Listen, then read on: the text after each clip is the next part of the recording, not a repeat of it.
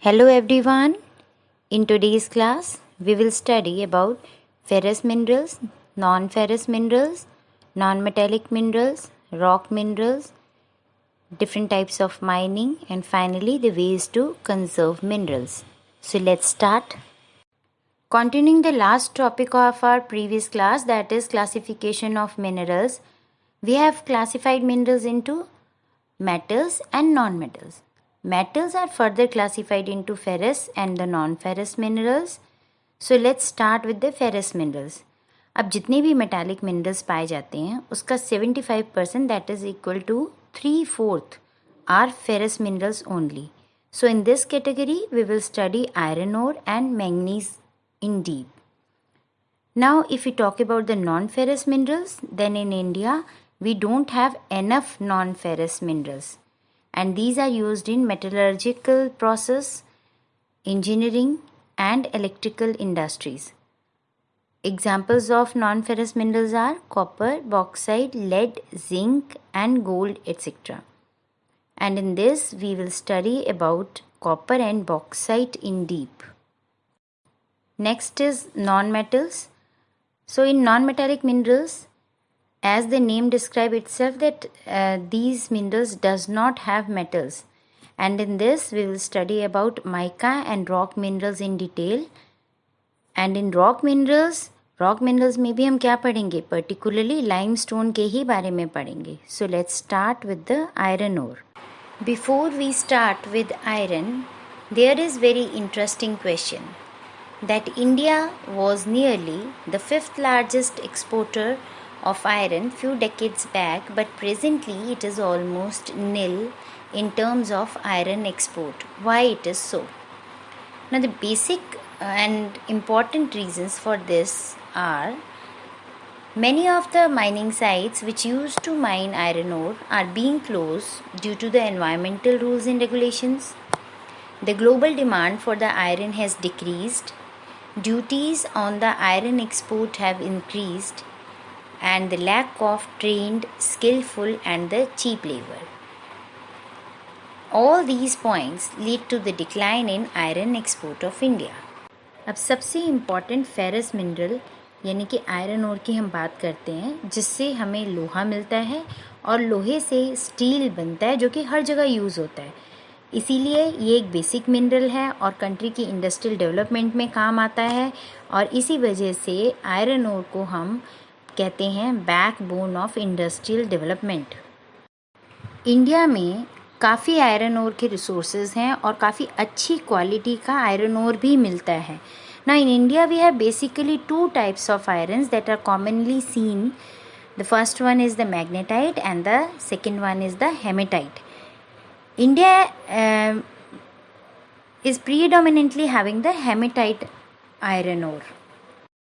Now magnetite is the best and the finest quality of iron ore, and it has about 70% of the iron content and also has excellent magnetic properties which are very useful for the electrical industries. और second type का जो iron ore है वो है हमारा haematite iron ore, और अगर quantity के अकॉर्डिंग हम देखें तो ये ओर सबसे ज़्यादा यूज़ होने वाली इंडस्ट्रियल आयरन ओर है. And if we compare hematite with the magnetite, then we will definitely find that hematite is having less iron content, which is about 50 to 60% out of the total that mass extracted. Now the top iron producers in India are Karnataka, followed by Orissa and then Chhattisgarh. अब India की major iron belts को देखते हैं. First है हमारे पास Orissa Jharkhand belt, जहाँ high grade haematite deposits देखने को मिलते हैं. अब उड़ीसा के जो मयूरभंज और केंदुझर डिस्ट्रिक्ट हैं, यहाँ के जो बादाम पहाड़ माइंस हैं, वहाँ से हमें हाई ग्रेड हेमेटाइट और डिपॉजिट्स मिलते हैं, और वहाँ से हम हेमेटाइट ओर को एक्सट्रैक्ट करते हैं. और झारखंड की जो सिंहभूम डिस्ट्रिक्ट है, वहाँ पर नावमडी और गोवा माइंस हैं, वहाँ से भी हम हाई ग्रेड हेमेटाइट ओर को ही एक्सट्रैक्ट करते हैं. Similarly with the Durg, Bastar and Chandrapur belt which lies in Chhattisgarh and Maharashtra. Then Chhattisgarh के जो बस्तर डिस्ट्रिक्ट है, वहाँ बेलाडेला के पहाड़ियाँ यानी कि बेलाडेला हिल्स हैं, वहाँ से भी हमें हाई ग्रेड हेमाटाइट ओर ही मिलता है। और इन पहाड़ियों में बेलाडेला हिल्स में 14 बड़े डिपॉजिट्स हैं हेमाटाइट ओर के, और ये ओर हम यहाँ से एक्सट्रैक्ट करके एक्सपोर्ट करते हैं जापान और साउथ कोरिया को via Visakhapatnam port. Now here I have shown both the belts, Orissa Jharkhand belt and Durg Bastar Chandrapur belt on this map. Next belt है बेलेरी में आने वाली चित्रदुर्ग चिकमंगलूर तुमकुर बेल्ट, जो कि कर्नाटका में है, और इस बेल्ट में भी आयरन के बहुत बहुत भंडार हैं। महाराष्ट्र में घोड़े के मुंह के जैसे दिखने वाली कुदेरमुख माइंस हैं, और यहाँ से कुदेरमुख माइन से निकलने वाला आयरन जो है वो पूरा यानी कि 100% एक्सपोर्ट किया जाता है, और ये वर्ल्ड की सबसे बड़े आयरन डिपॉजिट्स में से एक है। इन ओर्स को कुदेरमुख माइन से एक्सट्रैक्ट करके स्लरी की फॉर्म में पाइपलाइंस के थ्रू मैंगलोर पोर्ट तक पहुंचाया जाता है, जहां से यानी कि मैंगलोर पोर्ट से फिर फर्दर ये आयरन ओर को एक्सपोर्ट किया जाता है, specially to China and other west Asian countries. हमारी फोर्थ आयरन बेल्ट है महाराष्ट्र गोवा बेल्ट, और ये महाराष्ट्र और गोवा के रत्नागिरी डिस्ट्रिक्ट में ये बेल्ट पूरी फैली हुई है। हालांकि जो आयरन ओर यहाँ से निकलता है, एक्सट्रैक्ट किया जाता है, वो इतनी अच्छी क्वालिटी का नहीं है, पर फिर भी यहाँ से आयरन ओर हम एक्सट्रैक्ट करके मारवा गोवा पोर्ट से एक्सपोर्ट कर देते हैं। सुप्रीम कोर्ट ने इस एरिया में माइनिंग से होने वाले नुकसान को देखते हुए यहाँ के माइनिंग पर रोक लगा दी अभी। It was like temporarily suspended. So nowadays exports from Goa have been declined tremendously. Now the next important ferrous mineral is manganese. It is used in making iron steel and ferromanganese alloy. 10 kg manganese is used to make 1000 kg, that is 1 ton of steel. In terms of production, Orissa is the major producer, followed by Madhya Pradesh and Karnataka. Manganese is used in the production of bleaching powder, insecticides and paints. Students often get confused between manganese and the manganese. So manganese is the metal which we are studying right now, and it is denoted by the symbol Mn, whereas manganese is denoted by the symbol Mg and is obtained from the ocean bottom. Next is non-ferrous minerals. Now in this category, the first one is the bauxite. Now bauxite deposits are formed by the decomposition of many different rocks which are rich in aluminum silicates, and it is usually stripped mined because it is always found near the surface of the terrain. Bauxite production is processed first into the alumina and then into the aluminum by electrolysis method. अब ये हमें बात ध्यान रखनी है कि aluminium जो है वो बहुत लाइट वेट होता है, और इसकी जो स्ट्रेंथ है ये आयरन जैसी बिल्कुल टोटल स्ट्रेंथ होती है, क्योंकि जब हम एल्यूमिनियम को किसी और मिनरल के साथ मिलाकर एलॉय बनाते हैं तो ये इतना ज़्यादा स्ट्रॉन्ग हो जाता है कि इससे हम एयरक्राफ्ट्स तक बना देते हैं। You also know that it has excellent electrical conductivity, so due to which long distance wires are also made out of it. It is also used in various conductive devices and it is highly malleable. That means it can be easily beaten down into sheets. Now in terms of production, the highest is Orissa, followed by Gujarat and Jharkhand. Now in Orissa, highest production comes from Koratpur, and within the Koratpur, Panchpatmali region is there, which has the highest production of about 45% of the total aluminum production of India. After this, in Madhya Pradesh, we have Amarkantak Plateau, Maikal Hills and Plateau region of Bilaspur Katni, which is the Chhattisgarh and the Madhya Pradesh region where aluminum production is seen. Now, there is one real interesting story about aluminium. When aluminium was first declared, Napoleon III started considering aluminium as a very precious metal, and he used everything right from his shirt buttons in his dress to the food serving bowls as of aluminium only. And he gave all his gold and silver to the people who assisted him. But after 30 years, aluminium was used by the beggars in France, and this is how the things changed with the time. Now, in this slide, I have shown all the regions where good quality bauxite is found in India. अब aluminium को आज हम almost हर जगह use करते हैं, like in automobiles and airplanes, then bottling industry, buildings, and even in kitchen cookwares. Next non-ferrous mineral is copper. In India, copper reserves are very limited. That is why its production is also very less. Though copper is a good conductor of electricity, copper is malleable also. That means it can be beaten into sheets. It is ductile. That means it can be changed into wires. Now, because of its good conductivity, it is used in making electrical cables and also used in the chemical industries. Now, looking on to the copper deposits of India, the first one is the Balaghat mines of Madhya Pradesh. Now, in Balaghat mines, nearly 50% of the total copper production can be done over here. Then second is the Singhbhum district of Jharkhand, and third one is the Khetri mines of Rajasthan. In this slide, I have marked all the important copper reserves of India.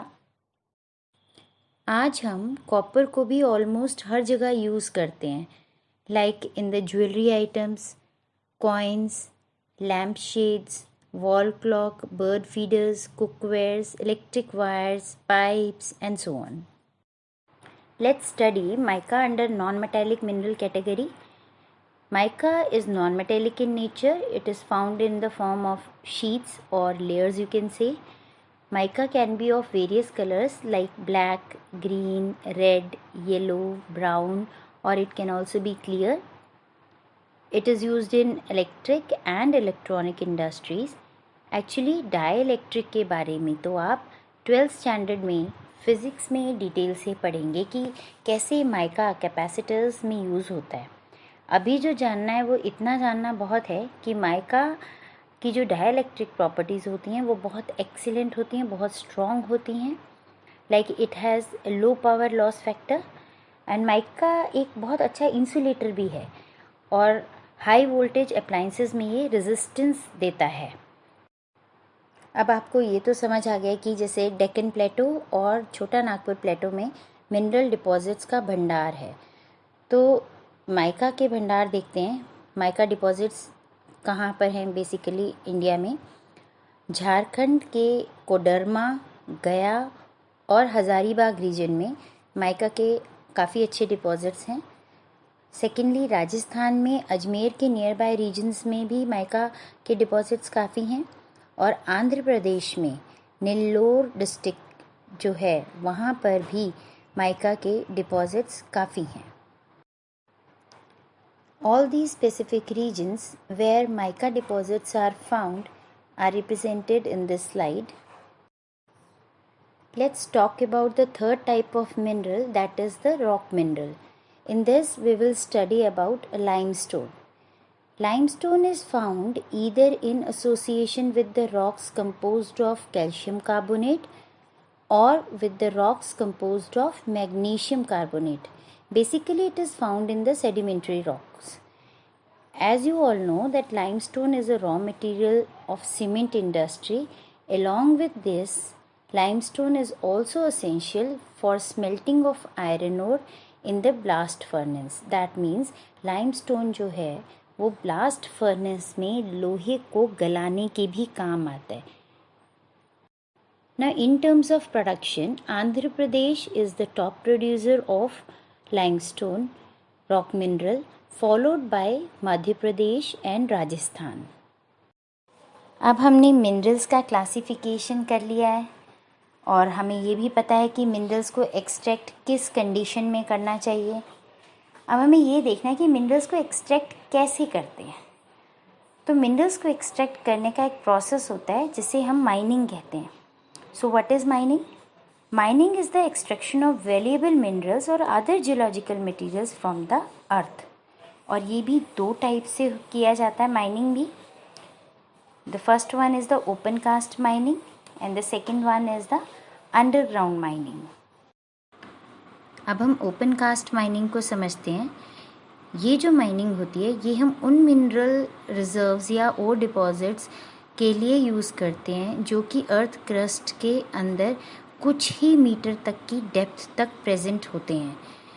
और ये mining method जो होता है ये open to atmosphere होता है। मतलब इस मेथड में हम लोग क्या करते हैं, अर्थ क्रस्ट के ऊपर की जो लेयर्स होती हैं ना, मिट्टी वाली परतें, उनको उखाड़ देते हैं, उनको हटा देते हैं। और फिर क्योंकि ये जो मिनरल डिपॉजिट है वो थोड़ी ही अंदर कुछ ही मीटर की डेप्थ पे हमें मिल जाते हैं, तो हम उन मिनरल्स को और उन एसेंशियल थिंग्स को जो हमें नीडेड है उन ओ डिपॉजिट्स को वहाँ से एक्सट्रैक्ट कर लेते हैं। तो इस मेथड में क्या है कि एक तो ये मेथड चीप है, इसमें रूफ कंट्रोल प्रॉब्लम नहीं होती, इसमें कोई वेंटिलेशन की भी प्रॉब्लम नहीं होती जैसे हमारे अंडरग्राउंड माइनिंग में होती है, और ना ही इसमें किसी आर्टिफिशियल लाइट्स का यूज़ करते हैं हम लोग। और इस प्रोसेस में हम मिनरल का या जो भी हम और एक्सट्रैक्ट करना चाहते हैं, जो भी मटेरियल अर्थ क्रस्ट के अंदर से एक्सट्रैक्ट करना चाहते हैं, उसका कंप्लीट एक्सट्रैक्शन पॉसिबल रहता है इस मेथड में। अब सेकंड है हमारा अंडरग्राउंड माइनिंग मेथड। ये हम उन मिनरल रिजर्व्स या और डिपॉजिट्स के लिए यूज़ करते हैं जो कि अर्थ में बहुत ज़्यादा ग्रेटर डेप्थ में प्रेजेंट होते हैं या फिर ये किसी हिल के अंदर प्रेजेंट हों, तब हम इस मेथड को यूज़ करते हैं। और इस मेथड में हम लोग उस रिज़र्व तक पहुंचने के लिए, उस डिपॉज़िट तक पहुंचने के लिए डिफरेंट टाइप की ओपनिंग्स को क्रिएट करते हैं, मतलब एक्सेस को क्रिएट करते हैं। चाहे हम उसके लिए टनल बनाएं, चाहे हम कोई शाफ्ट या इंक्लाइन एक्सेस क्रिएट करें, तभी हम उस रिज़र्व तक पहुंच पाते हैं। तो इस मेथड में क्या होता है कि वेंटिलेशन की बहुत प्रॉब्लम हो जाती है, रूफ कंट्रोल प्रॉब्लम आती है, क्योंकि कई बार क्या होता है ऐसे में हम पैसेज तो क्रिएट कर लेते हैं, टनल्स तो बना लेते हैं, लेकिन ड्यूरिंग माइनिंग क्या होता है वो छत गिर जाती है, तो वो बहुत ज़्यादा नुकसान करती है, उससे लाइफ और जो है अंदर का जान माल काफ़ी नुकसान हो जाता है। दूसरा है हमें आर्टिफिशियल लाइटनिंग की ज़रूरत पड़ती है, अगेन इट कॉस्ट मच।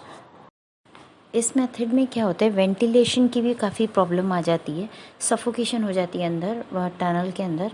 तो वहाँ पर क्या होता है, एक्स्ट्रा फैंस और एक्स्ट्रा कुछ ऐसी फैसिलिटी हमें वर्कर्स को प्रोवाइड करनी पड़ती है जिसके चलते वो इजीली वहाँ काम कर सके।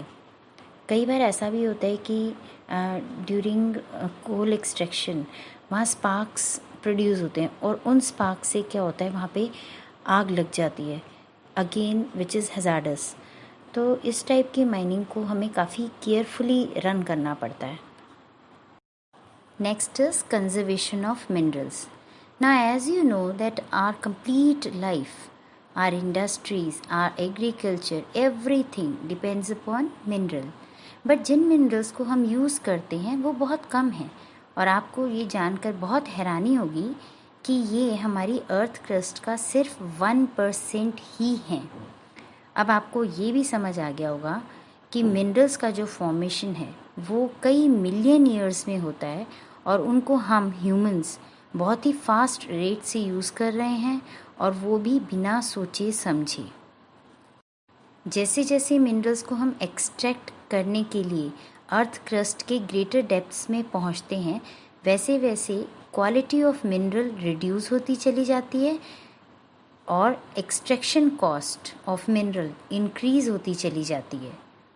तो अब ये हमें पता चल गया कि मिनरल्स जो हैं वो लिमिटेड हैं, बहुत कम हैं, और ये नॉन रिन्यूएबल हैं।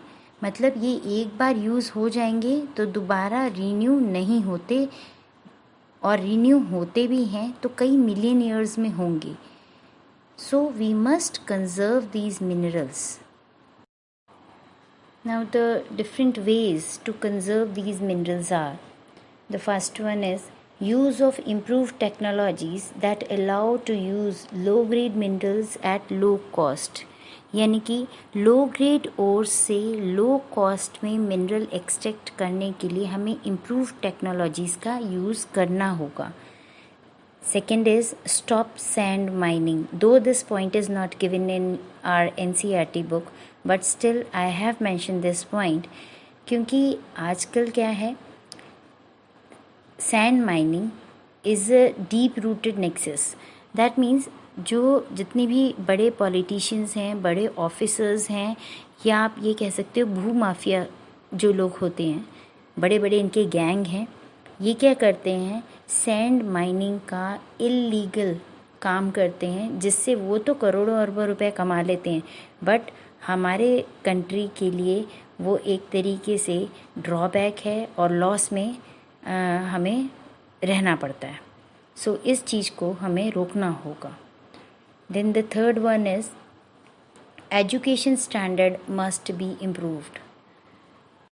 अब अगर हम इम्प्रूव टेक्नोलॉजीज़ की बात करते हैं तो इम्प्रूव टेक्नोलॉजीज़ कौन इनोवेट करता है, वो होते हैं हमारे आईटीएंस. ठीक है, तो अगर हमारा एजुकेशन का स्टैंडर्ड इम्प्रूव नहीं होगा तो हमारे यहाँ नए इनोवेशंस भी नहीं होंगे, और नए इनोवेशंस नहीं होंगे तो इम्प्रूव टेक्नोलॉजीज़ का आना पॉसिबल है ही नहीं. So we must improve the education standards.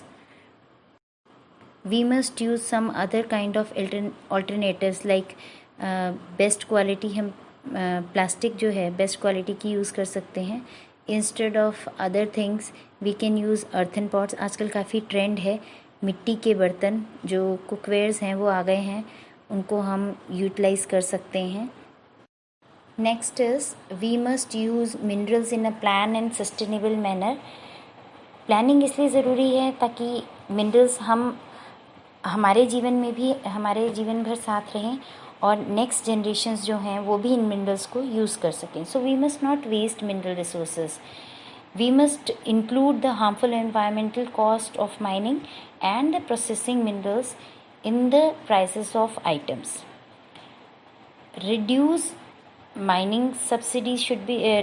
in mining subsidies should be there, and we must increase subsidies for recycling and reuse.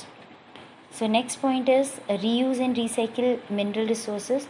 As we all know that metals are infinitely recyclable, so they can be recycled repeatedly into functionally equivalent products. So this is the most environmentally beneficial form of recycling. अब आपने अपने घरों में देखा होगा जो कबाड़ी वाले आते हैं, जो रद्दी खरीद के लेके जाते हैं आपके घर से, तो वो क्या करते हैं, प्लास्टिक को अलग रखते हैं, आपके घर से जो लोहा लेके जाते हैं वो अलग रखते हैं, इवन कांच की बॉटल्स भी, शीशे का मटेरियल भी वो अलग रखते हैं. तो ये क्या है, it is the way to collect the waste material from door to door, और फिर फर्दर उसको इंडस्ट्रीज़ को देकर वहाँ रिसाइकलिंग के लिए दिए जाते हैं, और रिसाइकिल होके वो कुछ नया आइटम बनकर अगेन मार्केट में आ जाता है. So students, this is all about today's class. I hope you all are able to understand, but still if you have any query, any doubt, you can ask me any day, any time. So till next class, keep revising, keep learning.